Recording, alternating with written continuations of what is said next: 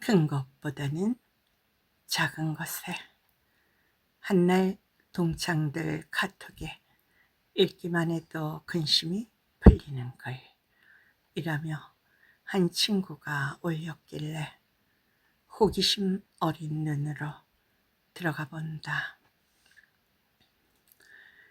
요즘 주위에 근심, 걱정에 눌려서 살아가고 있지만 어쩔 수 없어 살아내는 듯한 분들이 많다 보니 관심이 간다. 근심이 풀리는 글이라니 내용이 궁금다. 읽어보니 오래전에 본 듯한 글인데도 새삼스럽게 그렇지, 그렇고 말고 그러려니 할 수밖에 없지. 혼잣말을 하며 내용을 다시 한번 마음에 담아 읽어보며 이런 답글을 단다. 인생길에 내 마음 꼭 맞는 사람이 어디 있으리. 난들 누구 마음에 그리 꼭 맞으리. 그러려니 하고 살자. 무엇인가 안 되는 일 있어도 실망하지 말자. 잘 되는 일도 있지 않던가. 그러려니 하고 살자. 더불어 사는 것이 좋지만 떠나고 싶은 사람도 있는 것이다. 예수님도 사람을 피하신 적도 있으셨다. 그러려니 하고 살자. 컴컴한 겨울 날씨에도 기뻐하고 감사하며 살자. 더러는 좋은 햇살 보여줄 때가 있지 않던가. 그러려니 하고 살자. 그래, 우리 그러려니 하고 살자. 나의 답글. 세월은 고장없이 잘도 가는데 우리네 인생은 여기저기 왜 고장이 날까? 깨지기 쉬운 질그릇이라 그런 것일까? 정말 왜일까? 글 쓴 시인은 세상만사 그러려니 하고 살자며 권면하고 있네요. 그러려니. 그리고는 이 글을 함께 보았으면 좋겠다는 생각에 지인들에게 보냈는데 왜 그런 생각이 들었는지 모르겠지만 문득 다시 한번 보고 싶어 시간이 지난 후 다시 읽어보는데 맨 마지막에 혜민 스님의 조언 이란 글이 적혀 있었다. 이 시가 이분의 시였어? 그런데 예수님도 사람을 피하신 적도 있으셨다. 그러려니 하고 살자는 표현이 있던데 이분이 쓴 것이 맞아? 의문이 생긴다. 가만히 생각해보니 이혜인 수녀님의 시 같기도 하고 돌아가신 김수환 주기경님의 시라고 했던 것 같기도 하고 내 기억이 분명치가 않다. 그런데 진짜 문제는 나의 태도이다. 성경과 찬송가 안에도 얼마나 많은 위로의 말씀과 찬송이 있는데 나 자신도 기도하다가 너 걱정 근심 말아라 주 너를 지키리 라는 찬송이 나오면 위로받지 않았던가. 내가 축복하며 기도하는 분들에게 위로를 해드리고 싶었다면 말씀과 찬송으로 보내드리면 될 것을 그러려니 하고 살자에 꽂혀서 시로 보내다 보니 놀랄 일이 생기는구나. 나는 자격 미달이다. 지금은 그 어느 때보다 더 우리의 심령을 견고히 하며 깨끗게 할 때인데 내가 아직도 이런 모습을 보인다면 이건 참 야단이다. 순간 내가 지극히 작은 것을 놓치고 지나가고 있었음을 알게 된다. 그러면서 얼마 전 내게 자신의 고민을 꺼내 놓았던 사역자인 지인과의 대화를 떠올린다.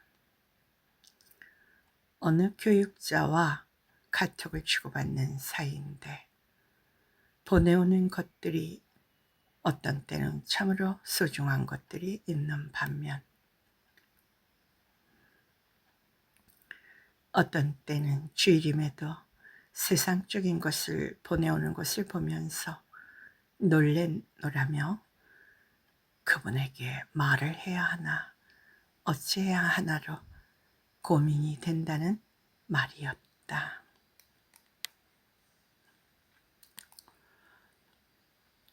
나는 그때 영적 분별력이 요구되는 이때이니 그분을 위해 기도하다가 한 번은 조심스럽게 전해야 하지 않겠냐고 했는데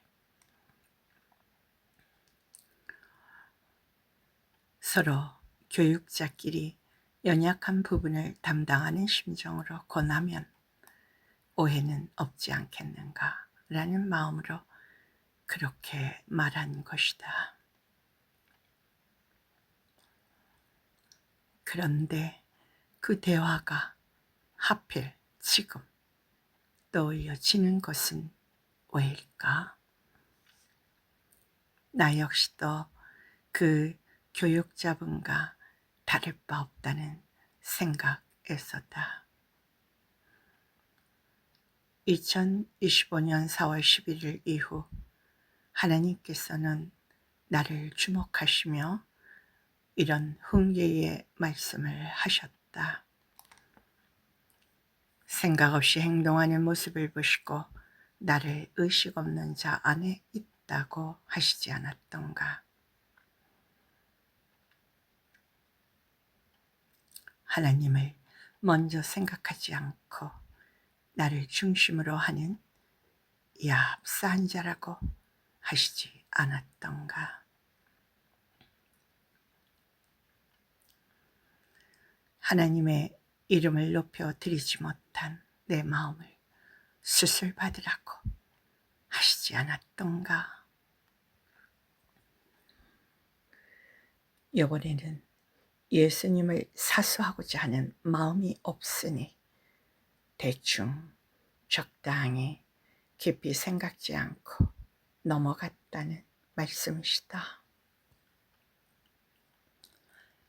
그러하다 영의 것은 사소한 것이라도 조심해서 살펴보고 또 살펴보아야 하는 것인데 솔직히 나는 그러지 못했다. 이래서 사람들이 점점 변해가는 것인가? 나는 아니라고 생각했는데 어느덧 많은 시간의 흐름 속에 내가 무뎌진 것 같다. 무뎌진 나를 아파하며 40년 전에 나를 떠올리니 주님께 대한 믿음이 그때는 올곧다 할 정도였는데 지금은 직분이 목사여도 어째 막 믿은 초신자 시절만도 못하다는 생각이 든다. 40년 전 당시 하나님의 살아계심을 몰랐던 나는 사단의 존재 역시 몰랐다. 빛과 어둠이 공존하고 있음을 알게 된 것은 1984년 4월 첫 주일 사건을 통해서다. 내일이면 소망교회로 나가보자던 밤에 누가 그러는지는 모르겠는데 날 보고 이런다. 너 내일 교회에 간다고? 그럼 내 새끼 죽어. 얼마나 무서웠던지 자고 있는 두 아들의 가슴에 귀를 대고 숨을 쉬고 있는지 지켜보느라 날밤을 새웠고 주일 아침 교회를 가려고 신을 신는데 또다시 이러는 것이 아닌가. 너 교회 가려고? 그럼 너 죽어. 난 그 말에 잠시 주춤했다. 내 나이 38살에 죽기엔 이르지만 죽더라도 교회 다녀와서 죽던가 하겠다고 현관문을 나섰던 일이 있었다. 그렇게 시작된 내 신앙생활에 빛과 어둠이 공존하여 나에게 역사하는데 38년을 공중 권세 잡은 자를 따랐던 나이다 보니 예수님 안에서 얼마나 끊고 벗고 없앨 일이 많던지 초신자 시절부터 무려 8년간 말씀 안에서 순종하느라 영적으로 대단히 민감해 있었다. 그 이후 첫사랑 교회에서 10년 만에 전도사가 되고 다시 목사가 되어 오늘날까지 이모저모로 하나님과의 관계를 최우선으로 삼았음에도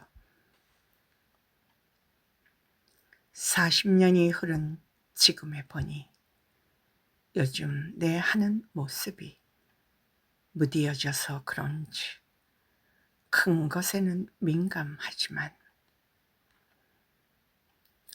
작은 것에는 민감치 못하다 싶으니 울곧지 못하다는 느낌이 자꾸 든다.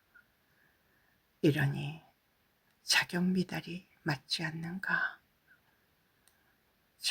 전부여 의지 없어서 손 들고 옵니다. 주 나를 외면하시면 나 어디 가리까.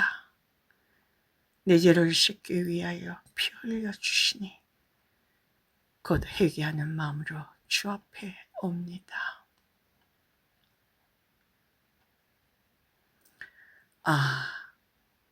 내가 정말 이래서는 안 된다. 작은 것에 민감하자. 영적으로 민감하던 그 옛날에 올곧은 나로 돌아가자. 주님, 도우소서. 주님, 도우소서. 주님, 도우소서. 아멘. 아멘.